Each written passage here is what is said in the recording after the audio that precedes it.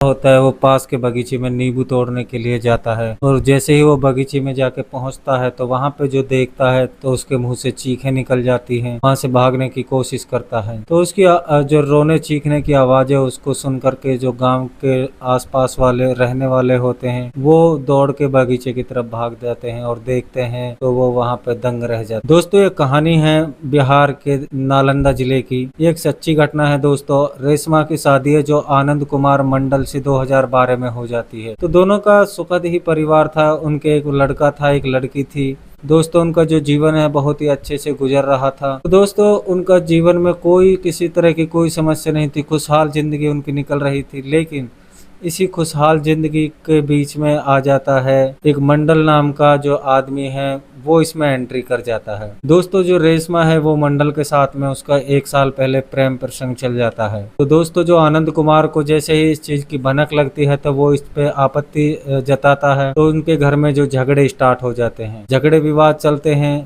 तो रेशमा को वो उसके मायके में छोड़ के आ जाता है। लेकिन गांव में पंचायत जो बैठती है उसके आधार पर फिर से रेशमा है जो आनंद कुमार के घर आ जाती है। लेकिन उसको अभी तक अपना प्रेम छोड़ने के लिए वो राजी नहीं हुई थी। उनकी जो मुलाकातें थी वो अपने प्रेमी के साथ में दिन पे दिन बढ़ती जा रही थी और धीरे धीरे उनका प्यार है जो परवान चढ़ने लगा। तो दोस्तों आनंद कुमार होता है इस चीज का विरोध करता है और विरोध करने के बाद में फिर एक बार पंचायत आ जाती है और पंचायत के साथ में भी वो बोल देती है कि मैं अपने प्रेमी को नहीं छोड़ू। तो दोस्तों इसी चीज को लेकर के जो पंचायत है वो अलग अलग हो जाती है, उसमें कोई निर्णय नहीं निकलता है। लेकिन रेशमा को भी अपने पति से अब डर लगने लगा था। उसने सोचा कि अगर यह जीवित रहेगा तो यह हम लोगों का जो प्यार है ये यहीं के यहीं थम जाएगा। तो दोस्तों जो रेशमा होती है वो अपने प्रेमी के साथ में अब आनंद कुमार को रास्ते से हटाने के लिए एक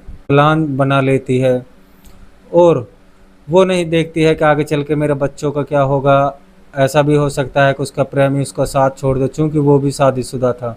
लेकिन इस चीज़ों से उनका दूर दूर तक रिश्ता नहीं था और एक रात में आते हैं और दोनों मिलकर के आनंद कुमार की जो निर्मम हत्या कर देते हैं और उसको बगीचे के पास में बने मकान में बरामदे में उनके जो लाश को टांग जाते हैं, जिससे कि लोगों को लगे कि इन्होंने आत्महत्या की है। तो दोस्तों आपको पता है कि मर्डर कभी छुपता नहीं है। दोस्तों पुलिस आती है, पुलिस आने के बाद में जैसे ही देखती है तो उसके गले में जो निशान मिलते हैं मारपीट खरोंच के, तो पुलिस को संदेह हो जाता है और जो आनंद कुमार का भाई होता है रमेश कुमार, वो पुलिस को पूरी जो कहानी है वो बता देता है और पुलिस भी अब रेशमा को ढूंढने लग जाती है। लेकिन अगर रेशमा ने उसकी हत्या नहीं की होती तो रेशमा घर पे ही होती, वो अपने प्रेमी के साथ में फरार है। तो दोस्तों अब देखना यह होगा कि क्या आनंद कुमार को इंसाफ मिलेगा, क्या उनके बच्चों को इंसाफ मिलेगा, दोस्तों उनके परिवार को इंसाफ मिलेगा। इस तरह की जो हमारे समाज में बढ़ती हुई प्रेम प्रसंग है ये बहुत ही अब खतरनाक होता जा रहा है दिन पे दिन। रोजाना कोई ना कोई के मरने के लिए खबर हम देखते रहते हैं।